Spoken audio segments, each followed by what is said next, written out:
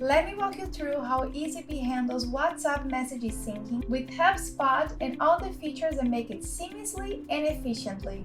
To start, conversation with HubSpot's contacts automatically sync every 3 minutes. It's important to know that only chats with HubSpot will sync. And you have the option to manage which chats get synced by using the sync settings inside the HubSpot mini CRM view. Once the sync begins, you see the last sync date and the time right in the Eazybe extension. If you ever want to verify whether chats have synced, simply click on the icon in the extension to go directly to your contact's HubSpot page. When interacting with HubSpot for the first time, Eazybe automatically backs up WhatsApp conversations for the past 3 days. After that, new chats are constantly backed up into the WhatsApp activity object in HubSpot. Within the activity section, recent activities can also be viewed on Overview section. For due tracking, Eazybe ensures that chats backup are also logged